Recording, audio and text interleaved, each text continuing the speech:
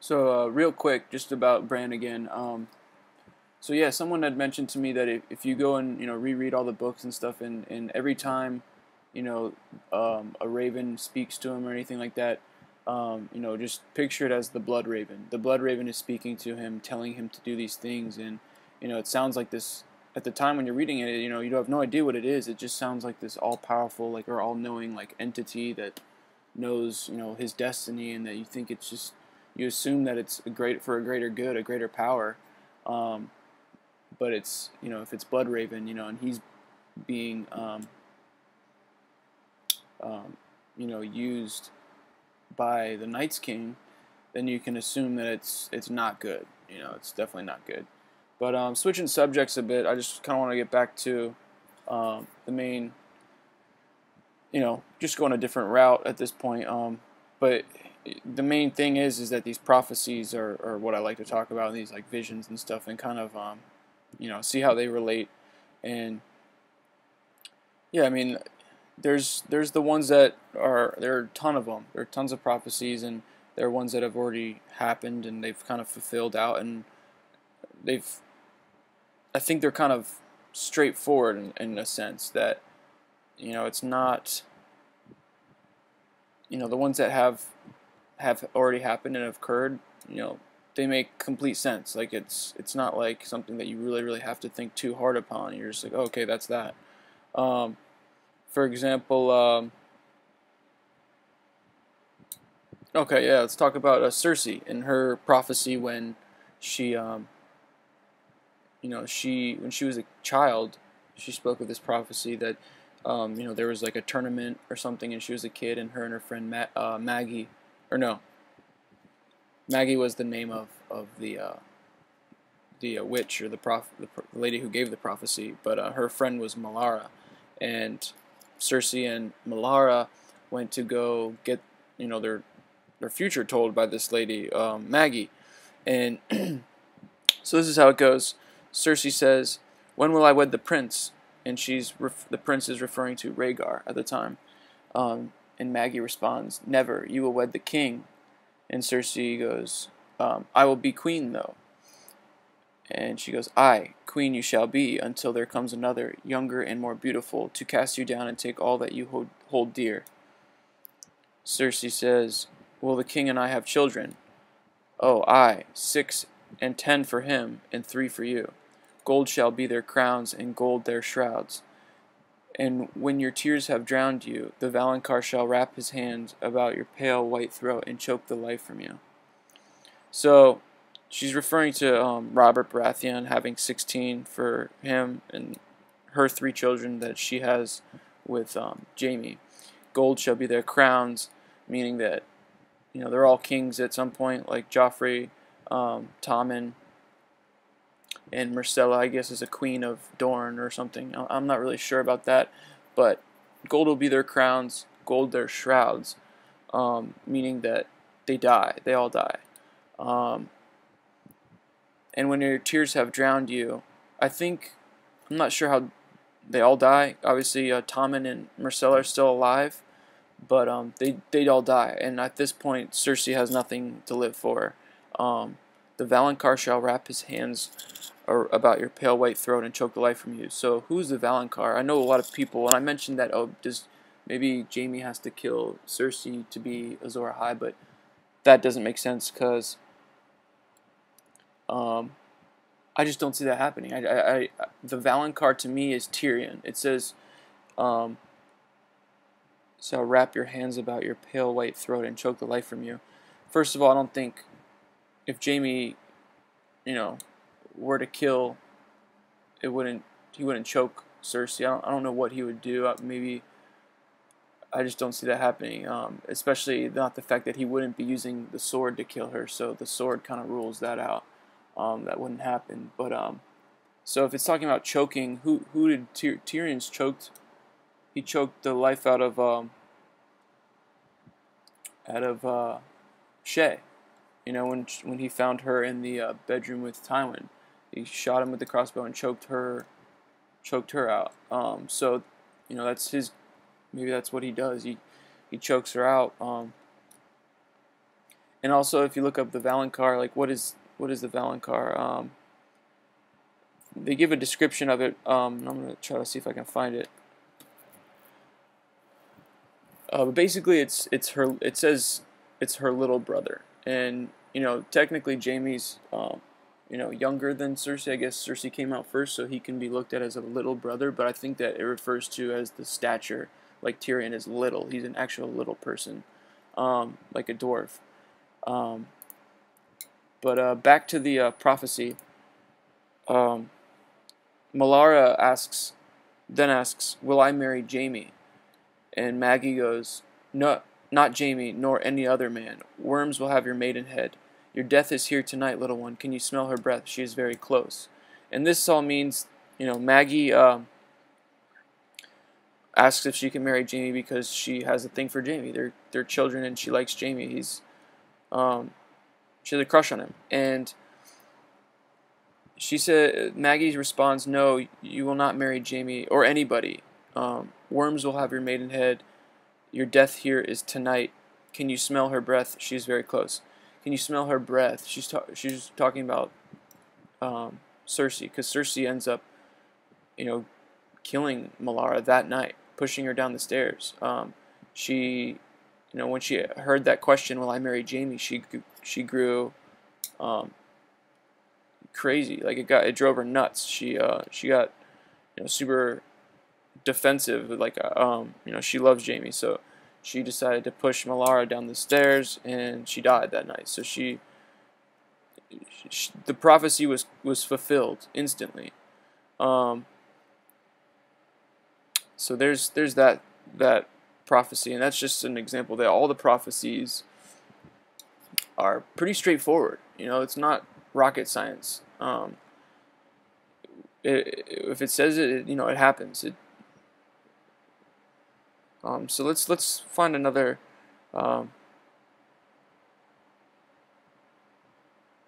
prophecy real quick. So this is one of my favorite prophetic characters in the story, the Ghost of High Heart. And you can wiki this. She has a few really good ones, and I think some of them lead to actually like very, very in depth, like part of the actual final end game of the story.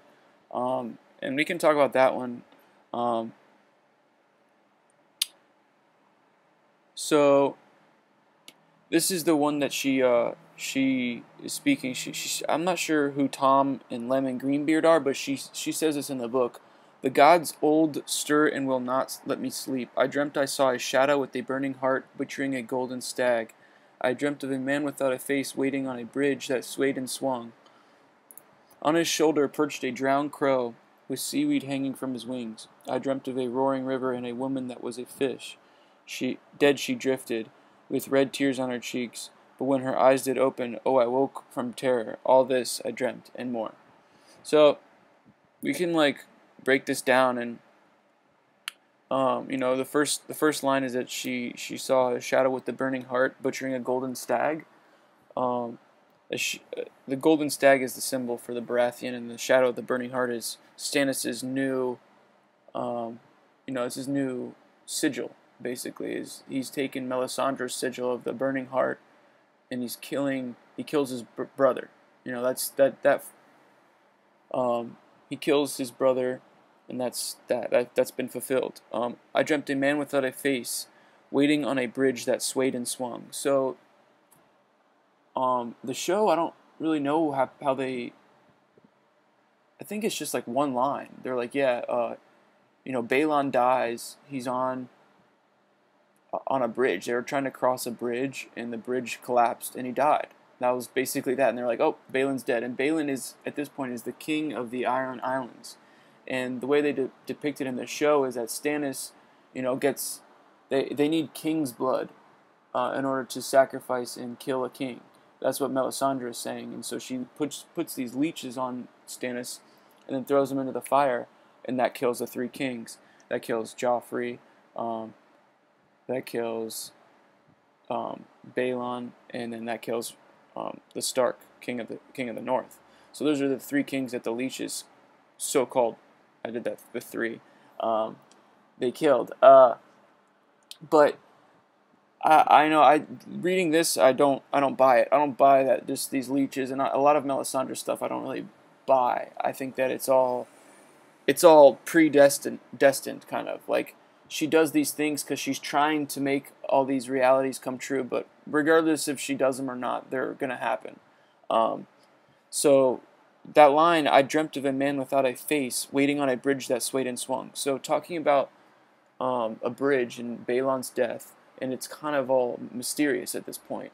You know, he dies on this bridge, but I think what I get out of this is that I dreamt a man without a face. So, man without a face, you think of faceless men, and who's in the faceless men right now? And that's Jake and Hagar, the guy, who helps Arya escape because she basically saved him when he was locked in a cage. So, and you see him just wave his hands over his face in the show, and he immediately changes. And so yeah, he is a faceless man, and he is I think that's what they're talking about. Who actually killed Balon on the bridge? I dreamt of a faceless man. Dreamt of a man without a face, waiting on a bridge that swayed and swung. On his shoulder perched a drowned crow with seaweed hanging from his wings. A drowned crow makes you think of drowned, makes you think of the sea, and crow with seaweed hanging from his wings. Definitely makes you think of the seaweed is the go-to for the Iron Islands, like Damphair. I'm not sure how you pronounce it. I think it's Damphair. Damphair is Balon's one of his brothers, who went like super religious and praised to the drowned god, and they use seaweed in like one of their rituals or something. So you definitely think that faceless men killed Balon by a drowned crow and who with seaweed. So who fits this profile of drowned crow with seaweed? Well, they call Euron Greyjoy, who they call him the drowned crow, I believe, or the crow's eye or something, because he only has one eye. He wears a patch over the other eye, and he's been sailing all around the world. He's been I don't know exactly where he's been, but he knows things. He got the dragon horn, where you blow the dragon, it binds the dragon to your will, and he had somebody else blow it and they died. So he has this dragon horn that seems pretty legit, he got that somewhere. So he's been all around. He has this this you just get this sense of that he's got this like secret knowledge, and I was reading somewhere that he like sacrificed. That's why he lost his eyes. He sacrificed one of his eyes so that he could get a bigger picture of what the actual the bigger scheme is and everything. So how to get ahead, how to manipulate and see like the vast plans of everybody, and be able to scheme your way to the top. And and he dabbles in the unnatural. He's always sipping on the that nightshade, that causes his lips turn blue and kind of expands your mind. And that's what I think of him. So, but why would he kill his brother? And he would, because he has he can take over the Iron Islands, basically. Like, it'd be between him and his brother Victarion. And so yeah, in my opinion, this is what happened, is that he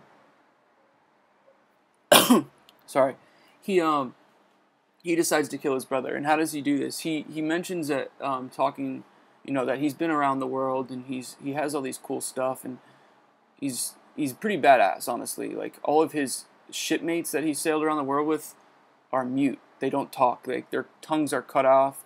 He doesn't let them talk, and it's probably because they have a bunch of secrets and where they've been and what he's been doing. So he cut all their tongues out. So he doesn't let them speak at all. But yeah, so back to the main thing.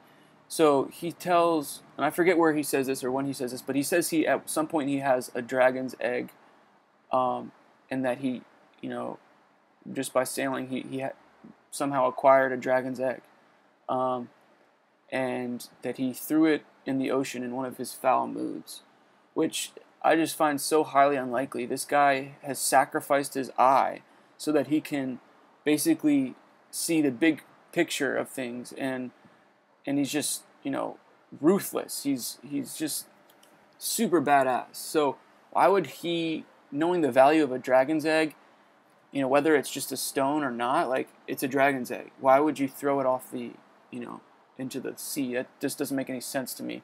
So what I think really happened was that he paid the faceless men this dragon's egg to kill his brother, Balon, so that he could, you know, there would be a king's moot. And the king's moot is, you know, we need a new king of the Iron Islands. Who are we going to take? And he found this as a perfect opportunity. I'm going to sail back and join the king's moot, and I'll be able to manipulate everybody with, you know, all my treasures and stuff, my dragon horn. Like, I can bind a dragon. I can manipulate everybody to make me king. I can get tell everybody I'm going to get a dragon. Whether this works or not, like, I have a better claim. So that's what he does, and he, and this is getting deep right now, and I think that this is one of my best, you know, predictions, or not predictions, but like theories of the end game, and it, you know, it takes me to the end game about, you know, the faceless men. So the faceless men have this dragon egg. What do they want to do with this dragon egg now that they got it from Euron? And if you read about the history of the faceless men and where they're from and everything, they were slaves. They were all the faceless men were originally slaves in Valyria to the Dragon Masters. So Valyria are like the ancient, like, Dragon Masters, like where the Targaryens like thrived, and it was like everyone was flying dragons, and it was just awesome. And they had all these slaves, and those were the faceless men. And eventually, you know, the slaves were able to destroy the, you know, break free and destroy Valyria, and that's what the doom of Valyria is now. You know, it's basically just a bunch of erupting volcanoes, almost like a nuclear apocalypse. Like, once you nuke something, like, it's inhabitable. You can't live there. There's nothing there. Like, but the doom's a little bit worse. You know, it's like there's just erupting volcanoes everywhere. There's nothing can live there, and it's said that, you know, even a dragon can't live there because it's like a volcano. It would just get molten. Like, it would just die instantly. Molten lava would probably kill it. So yeah, that's what they did, and that's how they were able to, you know, set themselves free, was create this doom of Valyria, and it killed everybody. And that's who the faceless men come from. Is that they were slaves, and now they are free, and their goal is to destroy all things dragon related. So they got this egg now, and they want to destroy it. They don't know. I'm not sure. Well, I'm pretty positive of what's going to happen, actually. So now that they have this dragon's egg, it brings me to Jake and Hagar, because he is like the faceless man. He's the guy right now. So at first, last you see, he, you know, in the show, he changes his face in front of Arya and then leaves. And in the books, you know, you hear him, his description, the way he looks is described, and next that you hear of him, he's referred to as the alchemist. And the alchemist he's traveling in Old Town in to the Citadel, and the Citadel is like a school for maesters. So he's traveling to the Citadel, and he comes across this student of the Citadel who's like, you know, this young boy who's learning to become a maester, and he's, you know, an apprentice right now.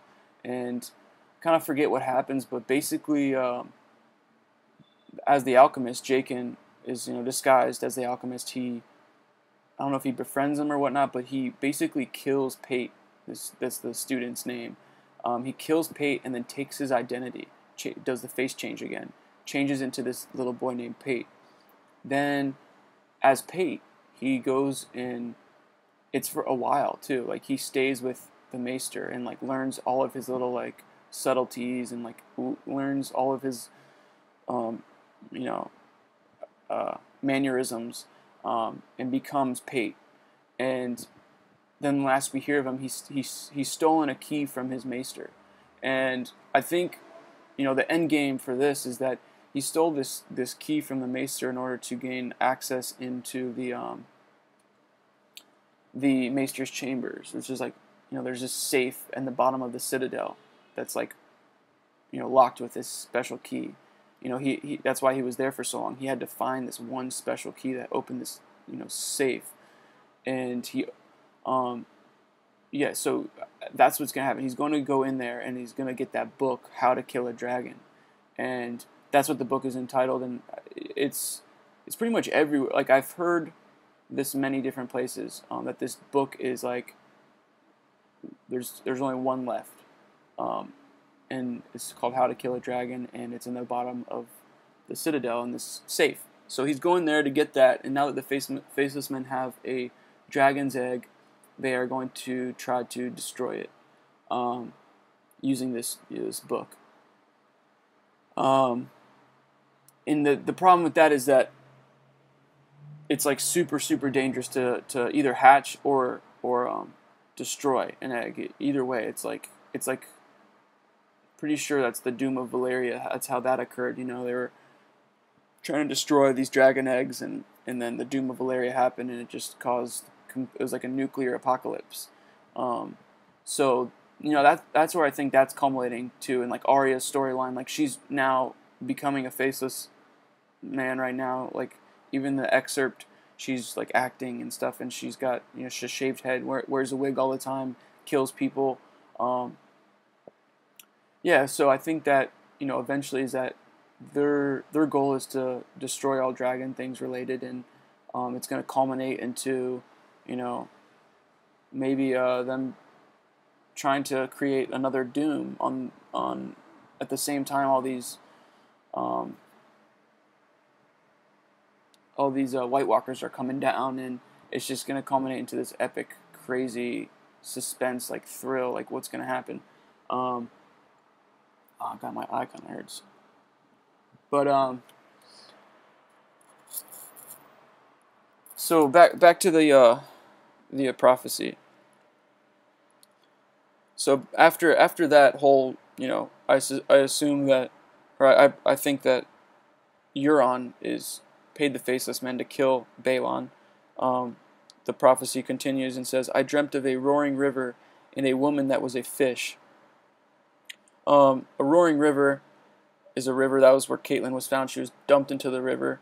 Catelyn Stark, Tully, a woman that was a fish. Well, that's what I think of a Tully. A Tully is the fish, like her brother, or is it her uncle, the blackfish. So it's referring to Catelyn here. Dead she drifted with red tears on her cheeks, talking about the red wedding. But when her eyes did open, oh, I woke from terror. So it's literally a prophecy about her being revived, and her eyes opened, and now she's alive again, and that's exactly what happens. So again, it's pretty straightforward. You think about it, and it's pretty straightforward. And just another example of the danger of trying to destroy or hatch a dragon. Tragedy at Summerhall. That's kind of where the Tales of Duncan, Egg, those are the stories of it. But if you look at the history and where that leads to, and how all those characters die off, it's at the tragedy at Summerhall, and at the same time, that's where Rhaegar Targaryen is born. So, yeah, it's just something else, the dangers of it, and I thought I'd mention that. So, real quick, I just want to mention there's a lot of things I do not know or have any idea of what's going to happen. Like Sansa and Littlefinger, just have no idea really what's going to happen to them. I would love to hear, you know, what you guys think is going to happen, but I don't want to just hear like anything like, oh, this could happen. I want to hear like something that has like some basis to it, like some idea of like, what's going to happen because of this is why I believe it. So yeah, just provide some like at least like some sort of foundation of like relevant information of why it could possibly happen.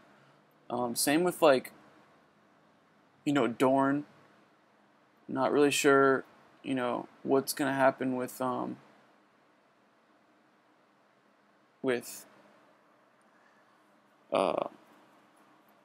can't even remember her name right now. The Martells, yeah, not really sure. I guess they're trying to meet up with Aegon Targaryen, that new character who is clearly not a real Targaryen. I mean, come on. Everywhere in the prophecies state, I think it was Quaithe, I'm not sure, tells Dany, beware of the Mummer's dragon. And the Mummer's dragon is a false dragon. It's like a dragon that's acting to be, pretending to be one. It's like an actor. That's what a Mummer's is. So, yeah, it's definitely Aegon is the fake. He's not the real Targaryen, like he claims to be. Even though he seems like he is. He's not. But yeah, as far as all those, there's a lot of characters I just don't really have any idea of, what their next move is, or even what their end game is, because they're so far, far gone from the relevant of the end battle, which is, in my opinion, it's going to be, these faceless men are up to something big, with the dragon egg, and that seems pretty obvious. The others north of the wall, and then you have Dany and her dragons, and Dany and her dragons is hard to, predict what's going to happen, but you kind of got to look at like some of that prophecy that Quaithe says. I'm going to look it up real quick. I think you have to like go through in order to go west, you have to go east. In order to go north, you have to go south. And it's just a bunch of like, like hard to understand because it's in prophecy, but that's what makes it fun, to try to figure it all out.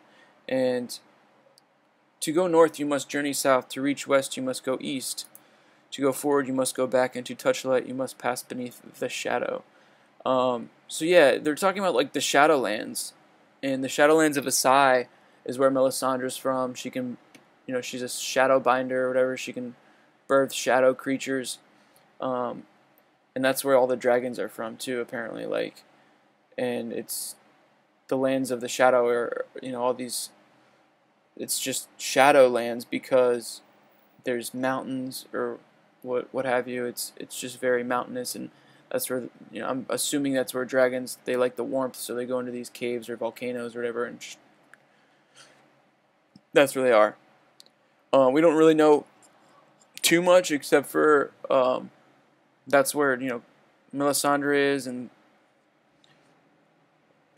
Quaithe says, in order to touch the light, you must pass beneath the shadow. So, does Dany end up going to Asai? And I heard somewhere that George R. R. Martin said definitely not.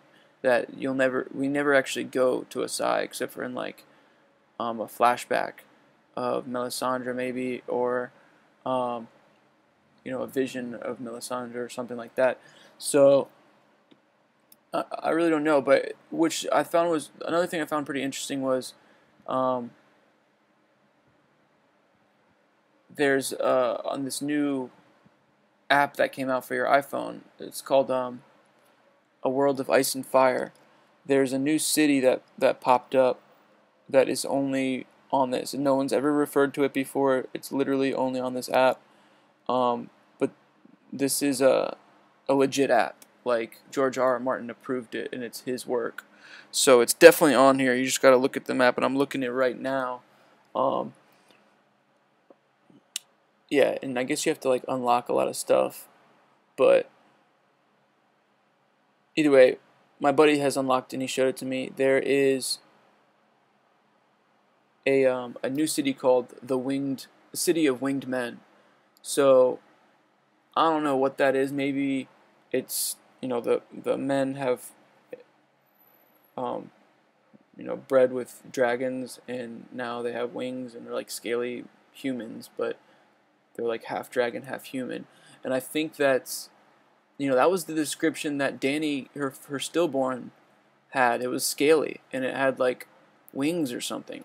So I think that, her being a true Targaryen, you know, she has the blood to breed with dragons. And there's a lot of the interbreeding going on, like with every race, every different thing. Like, and I saw this in another one of these this guy who likes to discuss, I forget his name, but I'll post a link. He's got some good videos and some good predictions. He talks about how there's all these different.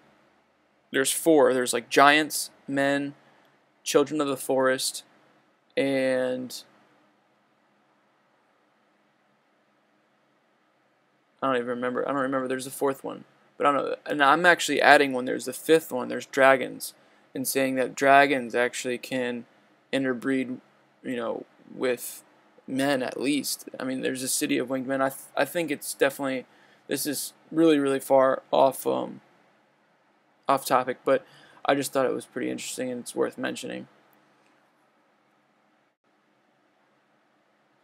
And obviously the other one I think was the others. You know, the woman that interbred with a man, the white woman that interbred with a man and created this new race of the others and the Night's King and that. So I think that was the four, is that giant, man, children of the forest, the others, and also to add to that is dragons.